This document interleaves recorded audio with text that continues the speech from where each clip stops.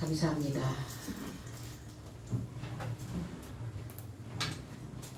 베드로 사도와 요한이 이제 성전에 올라갔을 때 만나는 자가 있죠.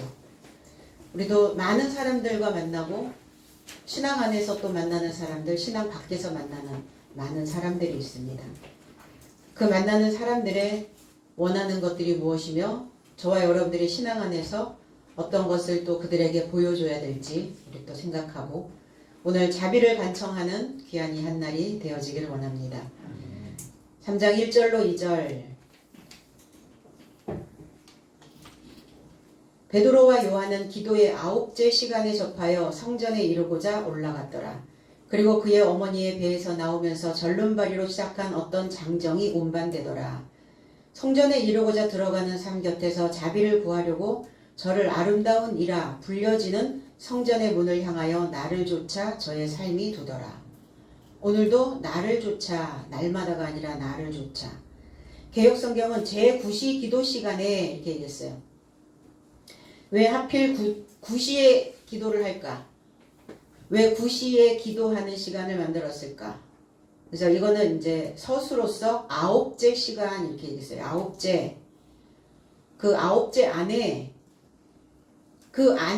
그 안이라고 하는 것은 뭔가 고정되어져 있고 지정되어져 있는 위치를 나타내는 것을 안이라고 이야기합니다. 그 안, 거기. 그래서 그 안, 엔나토스라고 하는 구시라고 하는 단어에서 엔이라고 하는 단어, 그래서 엔나토스라는 단어가 지정된 위치를 나타내는, 그러니까 그 지정된 자리에 있는 거예요. 그러니까 저와 여러분들도 오늘 이 지정된 자리 안에 있는 겁니다. 이 단어가 히브리어로 넘어가면 테시이라고 하는 단어인데 9번째라는 단어예요. 이 9번째라고 하는 단어는 목표가 올바른 눈이다. 목표를 가지고 있는데 그 목표를 올바르게 볼 수 있는 눈을 가지고 있다. 이게 9째라는 단어입니다. 그리고 이 9째라고 하는 단어에서 다음으로 향하다, 수가 차는 열로 향하다. 9 다음에 10 이렇게 되죠. 근데 이제 우리들은 9수를 별로 좋아하지 않아요. 9수는 뭐 삼재가 들었다, 뭐 이렇게 무속에서도 이야기하는, 그래서 9수를 잘 넘어가야 된다. 어떤 인생의 고비를 맞이하였을 때를 우리는 9수라 이렇게 이야기합니다. 이 단어가 샤아라고 하는 단어의 이제 동의어인데, 이 단어는 응시하다, 인정을 베풀다, 또 연락하다, 둘러보다, 주시하다, 살려주다, 또 하나의 한눈을 팔다, 이런 의미도 가지고 있어요. 창세기 4장 4절로 5절에는 아벨과 가인에 대한 제사에 대하여 설명을 하고 있습니다. 아벨은 자기도 양의 첫 새끼와 그 기름으로 드렸더니 여호와께서 아벨과 그 제물은 연락하셨으나, 바로 이 연락하다라고 하는 단어가 테시이라고 하는 9번째라는 단어예요. 아벨의 9번째 제물을 받으셨다는 거예요. 9번째를 다 받으셨다는 거예요. 그런데 가인과 그 제물은 연락하지 아니하신지라 가인이 심히 분하여 안색이 변하니 그랬어요. 그러니까 아벨은 하나님께서 9을 받으셨다는 것은 다음으로 넘어갈 수 있는 상황이 되어진 거고, 가인이 드렸던 제물을 받지 않으셨다는 것은, 연락하지 않으셨다는 것은 다음으로 넘어가지 못했다는 거예요. 그러니까 다음으로 향하지 못한 그 가인적 사고가 우리 속에 있다는 겁니다. 다음으로 넘어가는 그 인생, 그럼 다음으로 넘어가야 수가 차겠죠. 그냥 다음으로 넘어가지 않으면 아래 수에 있는 거예요. 다음으로 넘어가야 수가 높아지는 거예요. 고차원적으로 사느냐 아니면 저차원적인 삶을 사느냐, 고등적 생각을 하느냐 저등적 생각을 하느냐, 이게 하나님께서 우리의 삶을 받으셨는지 받으시지 아니하셨는지, 응시하고 계시는지 응시하지 아니하시는지, 이 삶이 다음으로 향하여 넘어갈 수 있는지 넘어가지 못하고 있는지, 이 차이라는 겁니다. 하나님께서 아벨에게 인정을 베푸셨죠. 그런데 왜 가인에게는 한눈을 팔고 계실까? 우리가 한눈을 팔 때는 언제 한눈을 팔죠? 내가 지금 하고 있는 어떤 일, 내가 가지고 있는 어떤 것, 거기에 점점점 마음이 멀어지고 관심이 없어지고 식상해질 무렵이 되면 한눈을 팔게 됩니다. 사람과 사람과의 관계도 그렇지 않나요? 사랑하는 사람, 처음에 사랑하는 사람이 만나서 뜨거운 사랑을 할 때는 한눈을 절대 팔지 않아요. 그런데 점점점 마음이 멀어지고 사랑이 식어질 때 한눈을 팔기 시작합니다. 그러니까 가인에게는 하나님이 점점 마음으로 멀어졌던 거예요. 이유가 있으셨겠죠. 뭔가 탐탁지 않을 때 한눈을 팔게 되는데 가인은 농사하는 자였고 아벨은 양을 치는 자였어요. 근데 가인은 농사하였다. 농사라고 하는 단어가 이 히브리어의 단어에서 아다마라는 단어예요. 그럼 아다마라고 하는 단어는 아담을 소망하다 이런 의미거든요. 그래서 가인의 땅에 아다마가 그 소산으로 나오는 열매를 하나님께 드렸는데 하나님이 한눈 팔고 계시는 거예요. 그건 내가 받지 않을 거야. 뭐 저기 두고 가 정도가 아니라 아예 외면하고 계시는 거죠.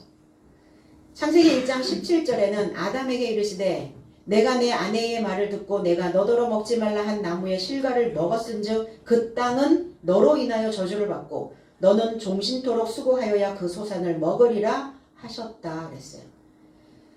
바로 저주를 받은 그 땅이 아다마라고 하는 땅입니다. 그러니까 그 저주받은 땅에서 나온 소산물을 하나님께서 받으실 리가 없죠.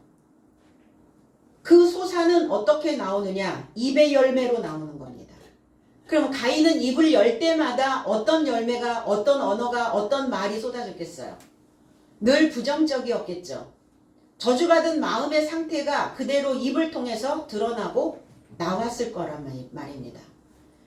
그러니까 그 저주받은 아다마인 땅에서 나온 재물에는 주님은 외면하고 한눈 팔고 계시는 겁니다. 사람도 그렇지 않나요?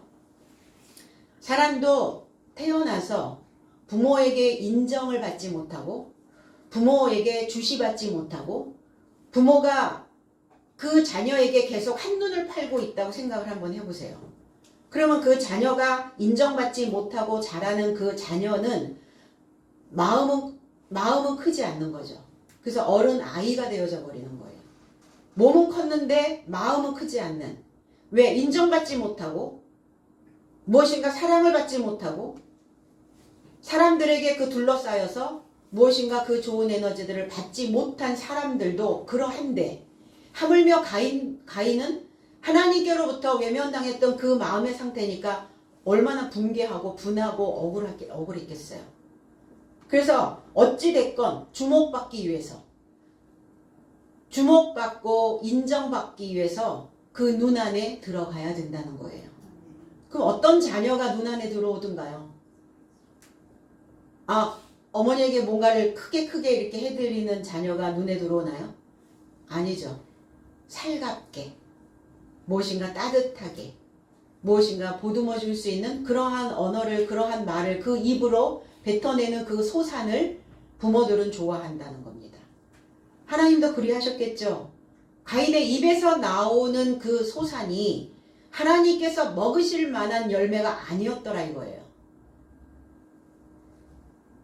그래서 하나님께 주목받지 못했던, 인정받지 못했던 가인적 요소가 저와 여러분들 안에 있습니다.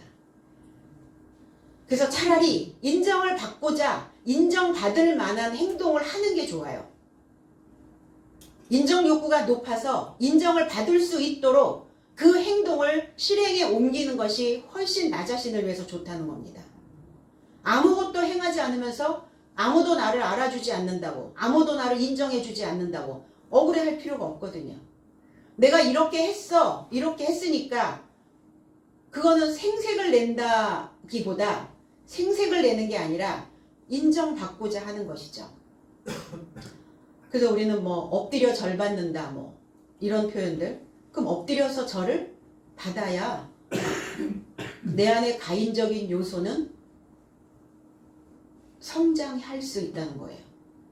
근데 다음으로 향하지 못한 가인적 요소가 그 자리에 머물러서 내 발목을 잡고 있는 거예요.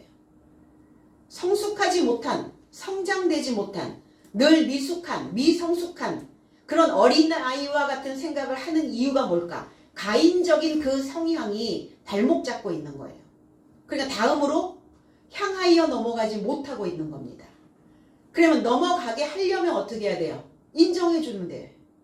그리고 사랑해 주는 겁니다. 그리고 내가 당신을 I see you. 난 당신을 보고 있어. 이거 해야 되는 거죠.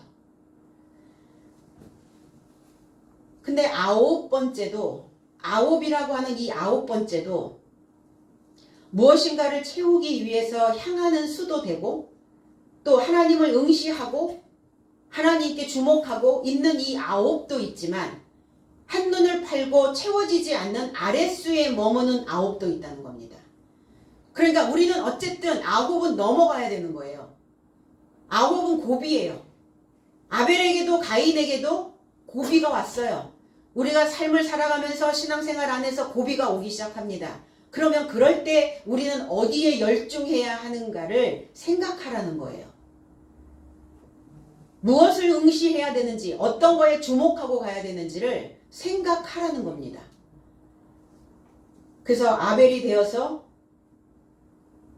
연락되어지는 하나님께서 우리를 주목하고 계시는, 하나님께서 우리를 마음으로 받아들이고 인정하고 계시는 그러한 날이 돼야 될 줄로 믿습니다. 그래서 그렇게 되어지려면 양의 첫 새끼와 기름으로 드려야 한다고요. 누구처럼? 아벨처럼. 양이라고 하는 의미는 이동하다라는 의미를 가지고 있어요.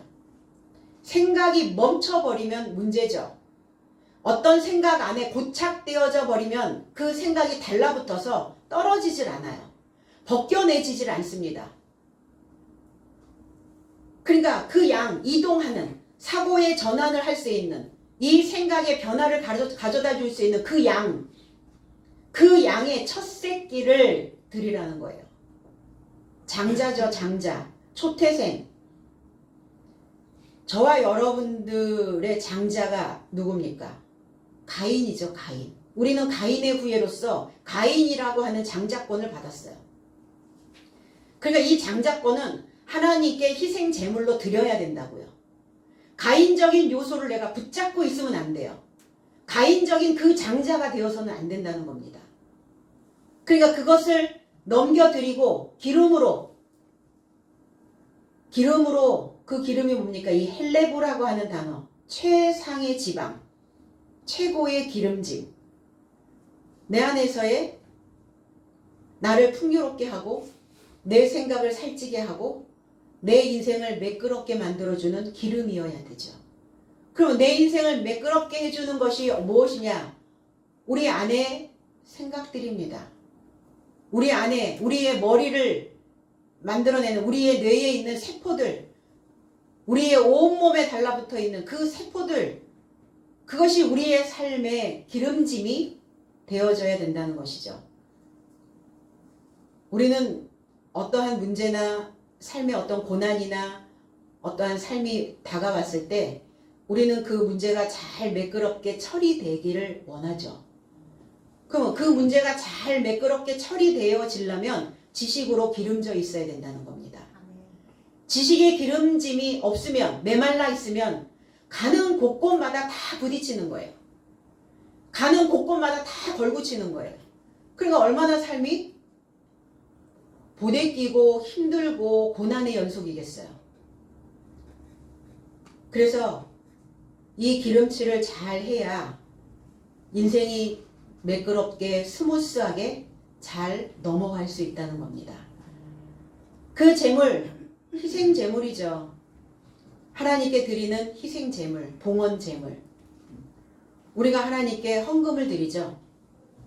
이게 영어에서는 오퍼링이라고 해가지고 이 희생 제물을 헌금이라고 이렇게 규정을 지어놨더라고요.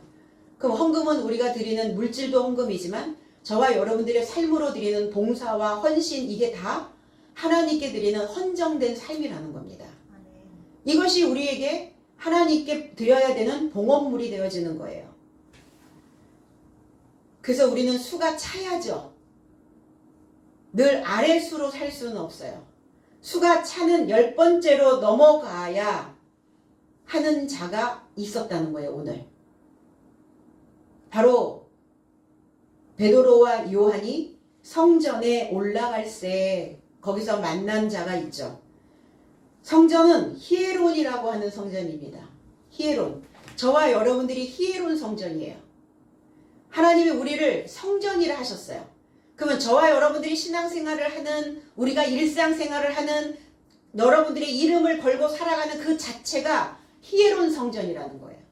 그러면 이 히에론 성전이 나의 삶이, 나의 그 신앙생활이 거룩해져야 되고 깨끗해져야 되겠죠. 깨끗해져야 우리의 이 전체의 삶 속에 나오스라고 하는 그 성전이 만들어지는 겁니다. 마음의 성전이에요. 하나님은, 주님은 오셔서 내가 3년 동안, 너희들이 3년 동안 지었던 그 성전을 헐라. 4년 동안 지었던, 3년 동안 지었던, 평생 동안 지었던 너희들의 그 성전을 헐어버려라. 내가 3일 만에 그 성전을 다시 일으켜 세우리라.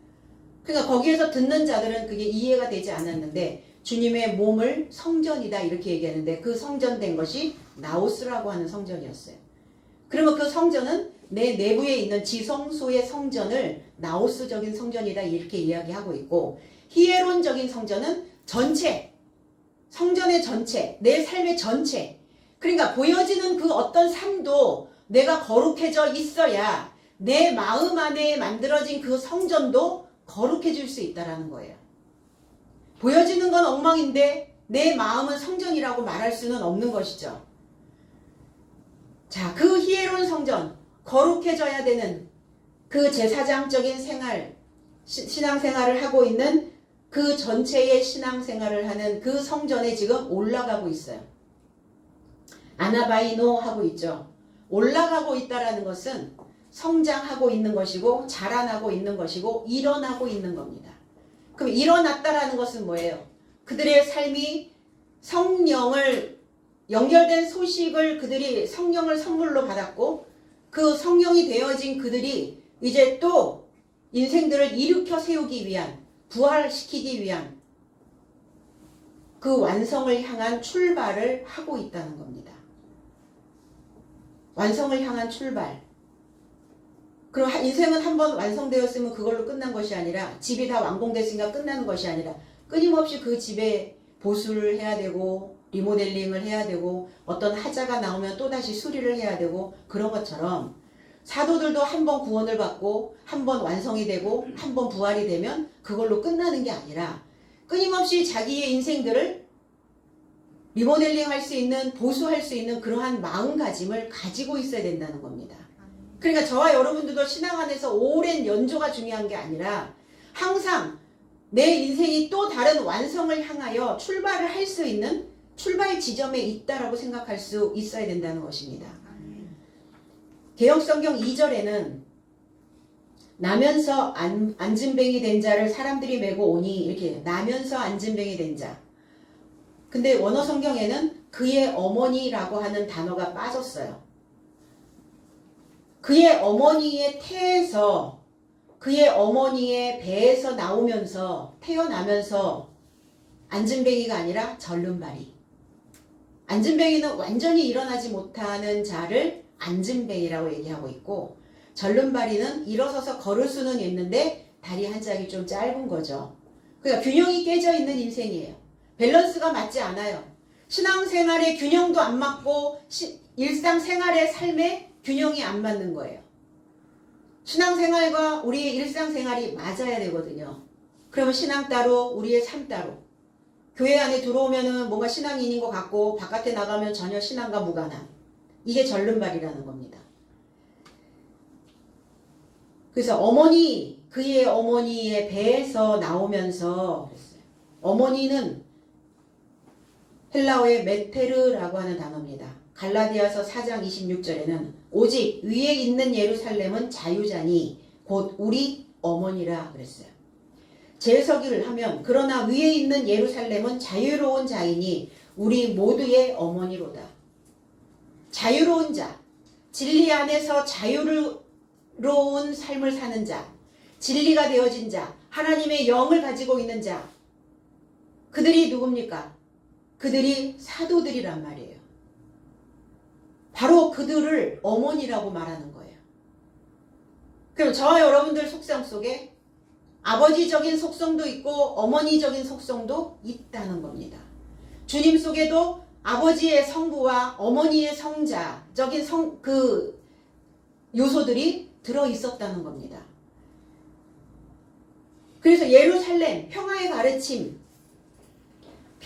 가르침인 그 진리로 배우고 있고 가르침을 주고 있는 자들이 하늘로부터 내려오는 새 예루살렘이라는 거예요. 저와 여러분들이 새로운 가르침을 받고 있다. 그러면 새 예루살렘을 향하여 지금 가고 있는 것이고 그 진리 안에서 평화로운 가르침을 외치고 있다. 그러면 그는 새 예루살렘이 되어진 겁니다. 그래서 제자들은 어머니를 향하여 어머니가 완성되어지기 위해 가고 있고 또 사도들은 그 안에 어머니적인 요소들이 완성되어진 자유로운 자다. 이렇게 설명하고 있는 거예요. 사도 바울은. 그래서 그리스도의 지식으로 수리되어진 신부들이 우리 모두의 어머니입니다. 복음을 전파하는 사도들이 자유자요 어머니의 삶이고 그러니까 어때요? 저와 여러분들도 어머니의 삶이어야 되는 거죠. 나는 생물학적으로 남성인데요. 그거하고 상관없이 우리의 영적인 것, 우리의 정신적인 것, 우리의 마음적인 것 이게 어머니여야 된다는 거예요. 그래서 어머니적인 요소는 어떻습니까? 양육자죠. 기릅니다. 먹입니다. 입힙니다. 아버지는 날 낳으시고 그랬어요. 아버지는 하룻밤 좋은 씨를 주기 위해서 책임을 다하고 그 다음에 낳으면 그 다음부터 어머니의 몫이 되어지는 거예요. 그래서 집안의 훌륭한 어머니, 현숙한 아내, 지혜로운 여자가 그 자녀들을 또 훌륭한 삶으로 키워낼 수 있다라고 말합니다. 이 단어가 이제 히브리어로 넘어가면 M이라는 단어예요. M. 이 M이라는 단어는 배우고 본받아 진리가 되어진 자. 배우고 본받아서 진리의 사역을 하고 있는 자를 M이라고 말합니다. 우리나라 언어와 비슷하죠. M이야 그러잖아요. 아버지를 아비야 이렇게 얘기하죠. 그 M이란 말입니다. 편 131편 2절에 실로 내가 내 영혼으로 고요하고 평온하게 하기를 젖된 아이가 그의 어머니 품에 있음 같게 하였나니 내 영혼이 젖된 아이와 같도다. 어머니의 품에 있는 아이, 젖을 뗀 아이. 그래서 젖을 뗐다라는 것은 보답하다는 거예요. 이게 가말이라는 단어입니다. 원숙하게 하다 이런 의미를 가지고 있어요. 가말리엘이라는 단어는 하나님께서 보답하다, 하나님께서 보상하시다 이런 의미를 가지고 있어요. 사도 바울이 가말리엘의 그 수하에서 율법을 배웠고 이제 젖을 뗐어요. 그래서 젖을 떼고 이제 어머니의 품으로 들어갑니다. 그러면 젖을 뗀 자가 바로 어머니의 품이 되어진다는 거예요. 보답할 수 있게 되어진 그 인생이 보답할 수 있게 되도록 성장한 자가 바로 그 자가 어머니가 되어지는 거예요. 그럼 저와 여러분들이 젖을 떼야 그때야 비로소 이제 어머니의 품에 그리고 어머니의 품이 만들어지는 겁니다. 어머니의 품이 어딥니까? 가슴입니까? 아니에요. 규빗입니다. 규빗. 여기 팔 여기에서 여기 끝까지를 규빗이라고 얘기해요. 그래서 요 품 안에 들어오는 품 안의 자식이라고 얘기를 하죠. 그래서 이 가말이라고 하는 단어가 짐을 지다라는 의미를 가지고 있어요. 그래서 젖을 떼야 짐을 질 수 있어요. 어떤 짐을 집니까? 그리스도 예수께서 수고하고 무거운 짐진 자들아 다 내게 와라. 짐을 진 자들아. 이제 젖을 떼고 하나님께 보답을 하고자 하는 자들, 그 짐을 진 자들 오라. 그리고 이제 함께 매자 멍에를. 보답할 수 있는 방법, 보답할 수 있는 비결은 그 자녀들이 성장하는 겁니다. 성장해서 보답하는 거예요. 원숙하게 되어지는 겁니다. 그래서 유대교는 모계 사회였어요. 우리나라는 북의 사회죠. 유대교는 왜 목의 사회일 수밖에 없었는가? 이미 출애굽 당시에 거기는 혈통을 중요시 여기기보다는 바탕을 중요시 여겼어요. 이미 2살 이하의 2살 아래의 사내 아이들을 다 죽이라. 바로에 의해서. 그러니까 이스라엘 백성들이 출애굽을 하기 전에 이미 남자의 씨를 말렸던 거예요. 애굽에서. 그러니까 누구와 혼인합니까? 자기의 민족끼리 혼인을 할 수가 없는 상황이 벌어진 거예요. 남자가 턱없이 부족하니까. 그래서 출애굽을 하던 그 당시에 이미 다 잡족이었어요. 다 혼혈이었습니다. 그러니까 혈통이 아니라 이제 그런 바탕으로 가자. 그래서 목의 사회, 목의 중심으로 자녀를 키우기 시작했죠. 우리나라는 북의 사회죠. 그래서 가부장적 사고. 여자는 늘 아래에 있어야 되고 남자는 위에 있어야 되는. 그래서 여자는 땅, 남자는 하늘. 그게 여자들을 하시하여 만들어진 단어가 아니에요. 여자들을 아래로 깔고 뭐라고 그렇게 말하는 것이 아니에요. 여자는 바탕이란 말입니다. 남자는 씨를 주는, 하늘에서 비를 뿌려주는, 하늘에서 그 씨를 주는 그 자가 바로 하늘인 거죠. 그럼 어떤 하늘을 만나느냐에 따라서 바탕은 달라질 수 있다는 거예요. 그러면 저와 여러분들이 내 안에 하늘, 내 안에 땅. 그럼 내가 어떤 사고를 가지고 있느냐, 어떤 수준으로 살고 있느냐에 따라서 하늘은 좋은 하늘도 되어지고 늘 우중충한 그늘진 하늘이 되어질 수도 있다는 겁니다. 그래서 그 바탕이 어떠한가? 왜 바탕이 중요하다고 생각했는가? 그 사람을 만드는 기초석이기 때문이에요. 어머니의 가르침이 중요하다고 생각했던 거예요. 그래서 어머니를 중심으로 하여 교육이 이루어졌던 겁니다. 훌륭한 자식, 그 뒤에는, 그 이면에는 항상 지혜로운 어머니가 계셨어요. 저와 여러분들 다 그 역할들을 감당하셔야 된다는 겁니다. 그래서 어머니의 내 안에, 저와 여러분들 속에 그 어머니의 태가 있다는 거예요. 남성도 여성도 생물학적인 그 성이 상관없이 저와 여러분들 안에 어머니의 태가 있어요. 그러니까 어머니의 태에 하나님의 씨가 뿌려지면, 말씀의 씨가 뿌려지면 그 태에서 길러내고, 그리고 그 자녀를 양육하고, 그리고 믿음이 있는 자로 낳아야 된다는 겁니다. 그러면 저와 여러분들도 낳아야 되겠죠. 믿음이 있는 자로, 훌륭한 자녀로, 하나님께 보답할 수 있는 삶으로. 그래서 젖을 떼는 겁니다. 오늘 베드로와 요한이 만난 이 절름발이 왜 절름발이가 되었을까요? 바르게 배우지 못했단 말이에요. 바르게 가야 되는데 뒤뚱거리며 가네. 뒤뚱. 왜? 올바르게 배우지 못한 자의 모습입니다. 영적으로 육적으로의 불구. 그런데 육적인 불구는 육적으로 장애를 가지고 있으면 좀 불편하기는 해요. 불편하기는 하는데 힘들고 불편하지만 마음속에서 무엇인가 계속 상처를 받지는 않죠. 자기의 신체가 조금 부족하다고 하여서, 열등하다고 하여서 못할 것은 없기 때문이에요. 그 장애를 가지고 있는 사람도 국회의원에 나오고 휠체어에 앉아서도 아나운서를 할 수 있고 또 의술을 베풀 수 있고 그럴 수 있단 말이에요. 그런데 문제는 마음의 불구가 더 힘들다는 거예요. 정신적인, 영적인 불구가 더 힘들고 더 불편하고 그리고 주변 사람도 다 불편하고 다 힘들게 만들고, 신체적인 장애를 가지고 있는 사람들은 그렇지는 않죠.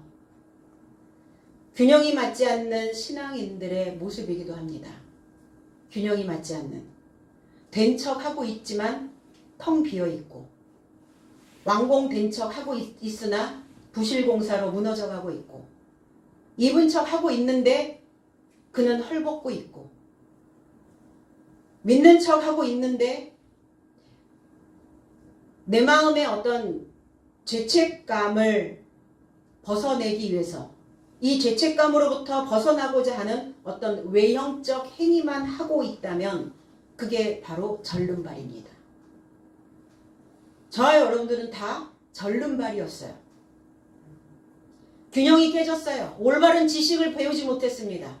마음도 깨져버렸어요. 생각도 깨져버렸어요. 거기에서 우리는 이제 균형을 맞춰가기 시작했어요.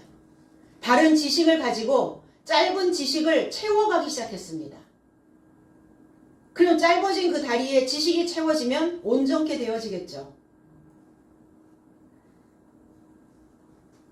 그래서 주님께서 오셨을 때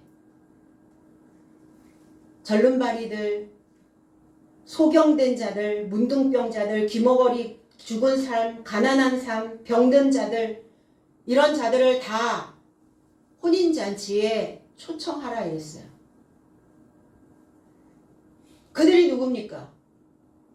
그들의 삶이, 병든 삶이 죄인의 모습이었고, 죄인의 모습을 가지고 있는 그들은 가난한 자들이었고, 그 가난한 자들은 복음을 받아들일 준비를 하고 있는 자들이었다는 겁니다.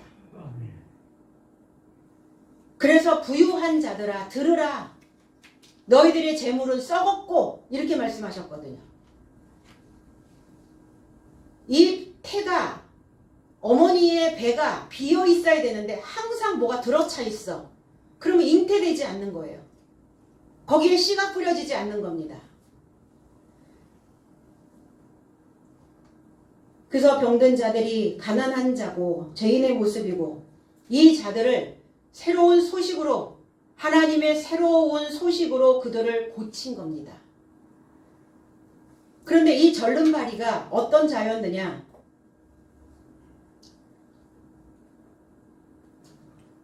그 안진뱅이 된 자라고 하는 이 단어가 아네르라고 하는 단어예요. 그럼 이 안진뱅이 된 절름발이 된 이 절름발이는 어떤 자냐? 남편 된 자였고 장성한 자였다는 겁니다. 그럼 어디에서 장성한 자였다는 거예요? 이제 9째 날에 장성한 자. 이제 10으로 넘어와야 되는 그 상황이 벌어진 거죠. 채워졌단 말이에요. 5째 날의 상태에서 다 컸어 이제. 이제 거기에서는 이미 젖을 떼야 되는 상황이야. 다음 단계로 넘어가야 되는 상태. 그 자가 절름거리고 있었단 말이에요. 그러니까 남편이었다고 하니까 가르침을 주고 있는 삶이었겠죠. 목자였겠죠. 제사장이었겠죠. 직분자였겠죠. 저와 여러분들은 다 제사장입니다. 저와 여러분들은 다 직분자들이에요. 저와 여러분들은 다 목자입니다. 그 목자가 뭐 하는 자입니까? 가축에게 먹이를 주는 자를 목자라고 이야기를 하는 겁니다. 그럼 이 가축이었던 그러한 짐승 같은 생각을 가지고 있는 저와 여러분들 속에 그 먹이를 줬던 그 목자가 지식이 짧아. 뭐가 부족해. 2% 부족해. 그러니까 절름거린 거예요. 온전한 지식이 아니었던 거예요. 사람들을, 성도들을 평탄하게, 평평하게 걷게 해야 되는데 채워줄 수 있는 지식이 없더라. 그래서 그 옛 지식으로 그 짐승의 먹이만을 주고 있는 자였어요. 절름발이. 가르침의 균형이 깨져 있는 자였었겠죠. 그래서 이 성전에 들어가는 자들에게 구걸하기 위해, 그러니까 이제 구걸하러 교회에 오는 자들을 거절하지 못하죠. 어떤 교회는 노숙자들을 다 모아가지고 뭐 1,000원씩 2,000원씩 막 나눠준다고 그러더라고요. 그러니까 노숙자들이 이제 정보를 딱 빠삭하게 알아가지고 어느 교회 몇 시에 가면 뭐 2,000원 준대, 1,000원 준대. 그래서 그 이제 나름대로 네트워킹을 하는 거예요. 그래가지고 이제 어디 가야 이제 뭐 어디 돈을 주고 어디 가면 절대로 돈 안 주고 어디 가면 밥만 주고 뭐 이런 정보들이 다 있는 거예요. 초창기 때 엄청나게 많이 왔죠. 사지 멀쩡한 노숙자들이. 그래서 밥을 준다고 했더니 자기는 밥이 필요 없대. 돈을 달라는 거죠. 그럼 뭐예요? 그냥 모아가지고 술 먹는 거예요. 그 돈을 줄 필요가 없죠. 교회에서. 정말 필요로 하는 사람들에게 줘야 되는데 구걸하러 왔다고. 그럼 뭘 구걸했겠어요? 이 구걸하다라는 이 단어가 여기에 이제 잘못 해석되어져서 이 단어 자체가 잘못 쓰였단 말이에요. 구걸이라는 단어를 쓰지 말았어야 돼요. 구걸이라는 단어와 전혀 무관한 단어예요. 엘레에 모시네라고 하는 이 단어는 국률, 자비, 자유라는 단어예요. 그러면 국률을 구하고 있었고 자비를 구하고 있었고 자유로운 삶을 구하고 있었다 이렇게 해야 되는데 구걸하고 있다고 이렇게 표현을 하니까 이게 이제 분명히 구걸하고 왔는데 내쫓을 수는 없잖아요. 그러니까 이제 가면서 투덜거리는 거죠. 왜 이렇게 이 교회는 이렇게 은혜가 없냐? 왜 긍휼을 안 베푸냐? 이런 단어들을 또 듣게 되죠. 그런 긍휼이 아님을 물질계에 있는 그런 돈을 주는 것이 아닌 것을 이 교회들이 뭘 줘야 되는데 자비를 줘야 된다고요. 그들에게 긍휼을 줘야 된다고요. 그들에게 자유를 줘야 된다고요. 진리 안에서의 자유입니다. 하나님의 지식의 말씀을 그들을 살려낼 수 있는 그들이 일어날 수 있도록 성장할 수 있도록 올라갈 수 있도록 어떤 완성을 향한 출발을 할 수 있도록 그 지식을 줄 수 있는 교회여야 된다는 겁니다. 디모데후서 1장 16절로 17절에 원컨대 주께서 오네시보로의 집에 긍휼을 베푸시옵소서. 이 단어가 이 긍휼이란 단어가 이 구걸하는 단어와 같지 않잖아요. 같은 단어예요. 근데 엘레모시네 저가 나를 자주 유쾌하게 하고 나의 사슬에 매인 것을 부끄러워 아니하여 로마에 있을 때에 나를 부지런히 찾아 만났느니라. 주께서 오네시보로의 집에 재해석을 하면 오네시보로의 집에 긍휼을 베푸시길 원하옵나이다. 저가 나를 자주 회복시켰으며 나의 쇠사슬을 부끄럽게 여기지 않고 오히려 로마 안에서 저가 열성적으로 나를 찾아와 만나곤 했느니라. 오네시보로라고 하는 의미는 유익한 자, 이익을 끌어내다, 견디다 이런 의미를 가지고 있어요. 에베소 교회의 첫 번째 감독으로 임명된 디모데에게 로마로부터 두 번째로 쓰여졌어요. 그때 바울이 가이사 네로에게 두 번째로 다가섰다. 그래서 이게 디모데 후서는 디모데에게 줬던 편지였어요. 두 번째 편지. 근데 디모데가 오네시보로와 함께 사역을 하고 있었던 상황이었거든요. 그래서 디모데가 어떤 상황이 벌어졌을 때, 어떠한 긴박한 상황이 벌어졌을 때 그가 항상 열성적으로 다가왔고 그 말씀에 늘 열성적이었었고 늘 무엇인가 복음에 매여 있었던 그 삶을 전혀 부끄러워하지 않았다 그랬어요. 신앙생활이라는 것은 쇠사슬에 매이는 것과 같습니다. 내가 왜 이렇게 매여가지고 오늘도 이 주일날 이렇게 왜 또 끌려와야 되는가? 묶여야 해요. 매여야 됩니다. 사람이 어디에 매이지 않으면 어디에 소속감이 없으면 어때요? 사람들의 생각들은 늘 흩어지고 풀어지게 되어 있어요. 그러니까 이렇게 매여 있어야 돼요. 우리는 더더욱 단단하게 매였겠죠. 어떠한 쇠사슬에 매여 있는 이 상태를 우리가 이 말씀을 배우면서 여기에 매여 있는 이 삶을 부끄러워하지 않았다 그랬어요. 그것을 은혜로 여겼단 말입니다. 오네시모로가 복음을 전하며 매여 있는 그 지도자와 그 자신을 함께 그래서 그 배우고 익히는 것에 그는 열성적이었다 이렇게 얘기를 합니다. 복음을 전하면서 수치를 당해도 결코 신앙을 포기하지 않고 있는 더 단단히 묶여서 흐트러지지 않는 그 믿음을 소유해야 우리에게 자비를 베푸신다고요. 매여 있는 그 삶에게 긍휼을 베푸신다고요. 묶여 있어야 하나님에게 자비가 내려온다는 겁니다. 그래서 자비를 구하고 있는 절름발이 이 남편이 어디에 있었느냐? 성전 미문에, 이게 아름다울 미자예요. 그러면 성전, 아름다운 성전의 문을 향하여 있었어요. 아름다운 성전의 문. 근데 이 미문이라고 하는, 이 아름다운이라고 하는 이 단어가 호라이오스라고 하는 단어예요. 호라이오스라고 하는 단어는 호라라고 하는 시간이라는 단어. 적당한, 그리고 어떤 때에 속한, 그리고 시기적절한 문에 있었다고요. 때에 속한 그 문에 있었다고요. 그 시간에 그 성전 문 앞에 있었다고요. 그 시간, 그 시기적절한 그 때에, 알맞은 때에 어떤 적기, 어떤 적시에, 그 적기에 뭐가 나타나서 뭐가 이렇게 공급이 됐어. 이런 표현들을 많이 하죠. 아, 내가 그때 필요했는데 그게 적시에 나타났어. 맞아 떨어졌단 말이에요. 맞아 떨어졌다. 그러면 지금이 절뚝발이로 걷는 그 인생에서 고침을 받을 수 있는 적기라는 거예요.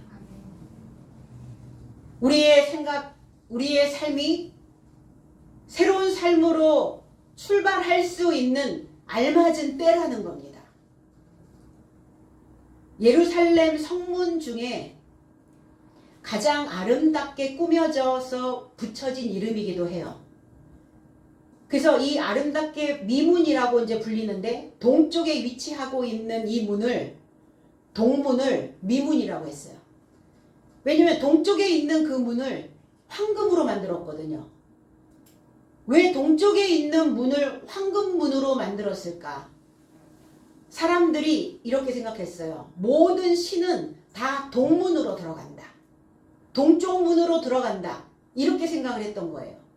그래서 신이 들어가는 그 문이기 때문에 아름답게 황금으로 꾸며야 해. 이렇게 생각했어요. 그래서 동쪽에 있는 문을, 동쪽을 향하여 있는 그 성전의 문을 아름다운 문이다, 미문이다 이렇게 표현을 했던 거거든요. 그런데 해석은 시간이라고요. 알맞은 시간, 알맞은 때, 적절한 시기. 그 시간에. 그래서 그 인생이 아름다워지려면 그 적절한 시기를, 그 적기를 붙잡아야 해요.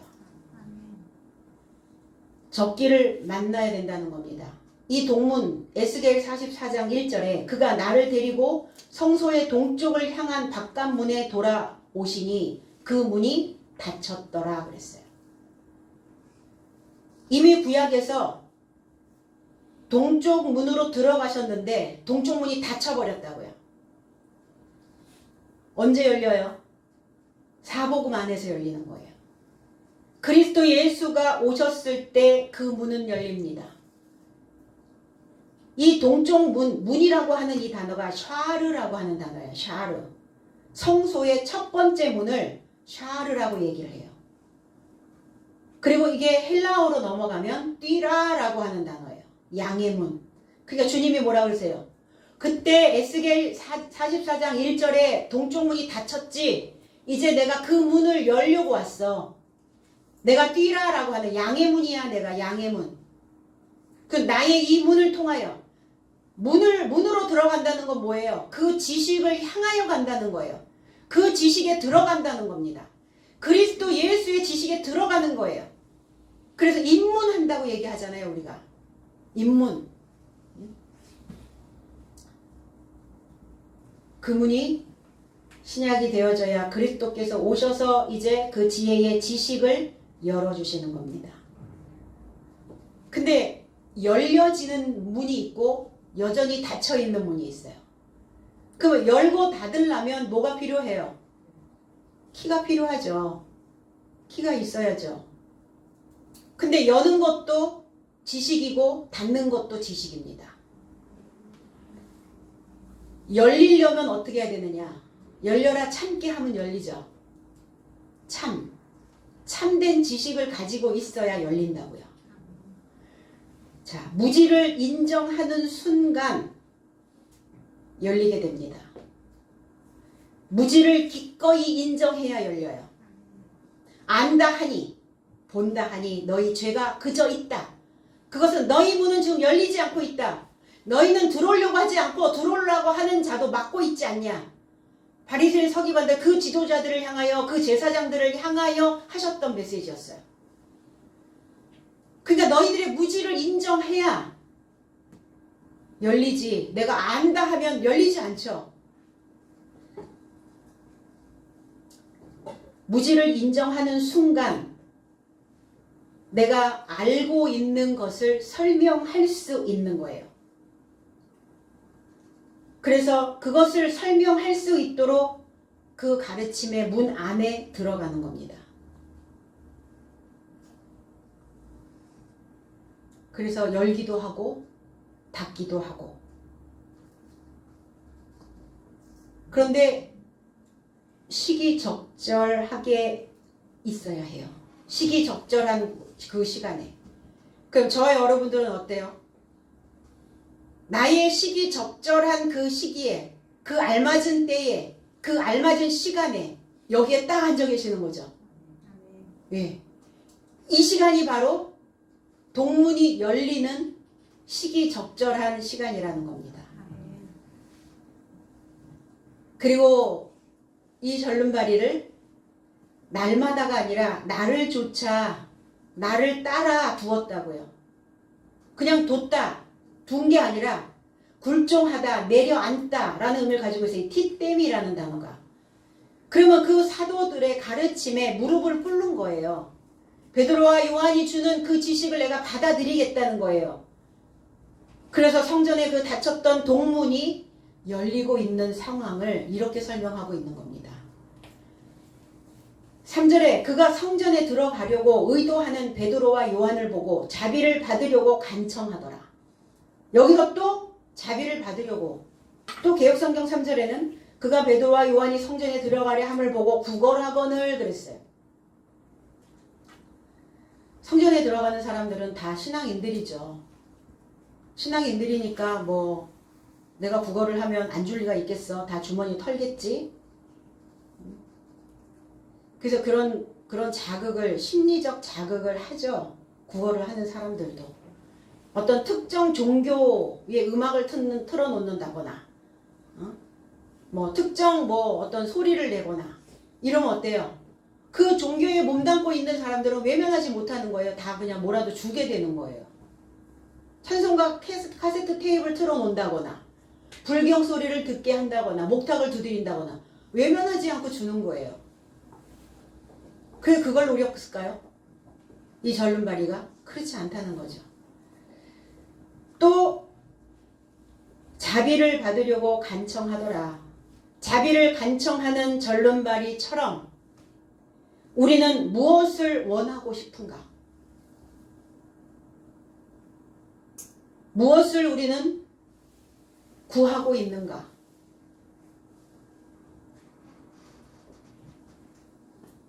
그를 향하여 무엇을, 그리고 저와 여러분들의 삶이 어떤 것들을 원하고 싶은가? 그저 목구멍에 들어가야 되는 그것만을 지금 원하고 싶은가? 그냥 육신적으로 무엇인가 조금 더 안일하게 또 편안하게 이렇게 살기를 또 원하고 싶은가? 저와 여러분들이 하나님께 구해야 될 것은 자비와 긍휼입니다. 왜 우리가 하나님께 자비를, 왜 우리가 하나님께 긍휼을 달라고 왜 그것을 간청해야 하는가? 하나님이 우리를 향하여 긍휼을, 자비를 주시지 아니하시면 우리는 그 시기 적절한 그 때를 알아차리지도 못할 뿐더러 내가 원하는 그 삶을 살아낼 수도 없고 여전히 짐승의 먹거리를 구걸하고 다니는 그 인생이 될 수밖에 없기 때문입니다. 낮은 차원의 아래에서 늘 버글버글거리며 살아가게 되는 거예요. 조금 더 올라오면 숨통이 트이고 조금 더 올라오면 시야가 넓어지고 더 올라가면 사람들의 살아가는 행태가 보이기 시작하고 그 보여지는 그 삶을 보면서 나는 어떻게 살아야 되겠다라고 하는 그 마음이 새롭게 만들어진다는 것이에요. 자비를 받지 않으면 우리에게는 구원이 없습니다. 하나님이 우리에게 오늘 자비를 주셨고 오늘 긍휼을 베푸셨기 때문에 이 시간, 이 날에, 이 시기 적절한 이때에 여기에 있을 수 있는 것입니다. 그래서 우리가 만나는 사람들이 어떤 사람들일까요? 저와 여러분들이 만나는 사람들은 다 장애를 가지고 있는 자들입니다. 그 날에 속하여 있는 자들이에요. 자기의 시기를, 그 시기 적절한 때를 맞추지 못하고 있는 자들일 수 있어요. 그러면 그들을 향하여 우리가 무엇을 줘야 할 것인가? 그들에게 자비를 줘야 된다는 겁니다. 나의 무엇인가 연결되지 않고 나와 무엇인가 맞지 않는다고 하여서 우리 속에서 나가는 것들이 계속 미움과 원수와 같은 생각들을 미움을 계속 주고 있다면 나도 그렇고 받는 그들도 그렇고 자비는 없어지는 거예요. 그래서 만나는 사람들에게 나의 온 몸으로 나의 이 온 삶으로 이 히에론이라고 하는 이 전체의 이 삶으로 전할 수 있게 해달라고 우리도 나 자신에게 자비를, 긍휼을, 자유를 달라고 우리도 간청해야 되는 것입니다. 아멘. 그래서 장애를 가지고 있는 자들을 만나거든 정신적으로 조금 미숙하고 마음 씀씀이가 그 사람의 댐댐이가 무엇인가 조금 짧고 그렇다 할지라도 우리는 그들에게 자비를 줌으로 인하여 그도 깨끗함을 받을 수 있고 나도 깨끗함을 받을 수 있는 겁니다. 밥그릇에 있는 묻어있는 음식물들을 그 찌꺼기들을 닦아낼 때 그릇만 닦입니까? 수세미도 닦입니까? 수세미도 같이 닦이죠. 똑같다는 거예요. 상대를 닦아주는 상대는 그릇이고 나가 수세미라면 같이 닦이는 거예요. 같이 깨끗하게 되어지는 것입니다. 그럼 내가 그들에게 자비를 베풀어서 그들을 깨끗하게 하지 않는다면 깨끗해질 수가 없는 거죠. 나 자신도. 근데 한 번 씻으면 안 씻나? 아니죠. 간청을 하는 자, 자비를 베풀어 달라고 간청을 하는 자들이 있으면 그때 또 긍휼을 베풀어서 씻겨주고 또 씻겨진 사역으로 또 다시 씻기는 일을 반복적으로 하는 거예요. 오늘 베드로와 요한이 영으로 병든 자들입니다. 영으로 병들었다는 것은 사고의 병이에요. 생각의 부족함입니다. 마음이 그 생각을 담아 놓을 수 있을 만큼의 그릇이 만들어지지 않은 상태에 있는 자들이에요. 생각을 좀 깊이, 생각을 좀 길게. 내가 생각이 좀 짧았어. 그게 뭐예요? 짧다고요. 그럼 맞춰야죠, 길이를. 무엇으로 맞출 겁니까? 세상에 있는 지식을 가지고는 우리는 그냥 판결하기만 하지 긍휼을 베풀어 줄 수는 없죠. 미운 짓을 하면 그냥 밉지. 그 사람이 왜 저렇게 행동할 수밖에 없는가? 아, 짧구나. 이래야 되는데. 아, 절른 말이구나. 이래야 되는데 나의 온 몸으로 그를 거부하게 되죠. 그러면 난 거룩해지지 않습니다. 누구를 위함이 아니에요. 삶은 나를 위함이에요. 나를 씻기 위해서 하나님이 내가 씻겨지면 긍휼을 구할 수 있고 긍휼이 되어지면 상대를 씻길 수 있기 때문에 영으로 병든 인생들, 그래서 그 생각에 병든 자, 그런 인생들을 치유하는 그 사역에 저와 여러분들이 모두가 다 동참해 주시기를 주님의 이름으로 축복합니다. 기도하겠습니다. 아버지 고맙습니다. 오늘 아름다운 문, 동쪽을 향하여 있는 그 미문이라고 하는 그 문이 바로 시기적절한 그 문이었습니다. 그가 목구멍을 위하여 구걸했던 것이 아니라 그는 자비를 구하고 있었습니다. 그가 잘못된 지식으로 바르게 걷지 못하고 있었고 짧은 지식으로 짧은 소견으로 그 믿음이라고 붙잡고 가고 있었던 병든 자였습니다.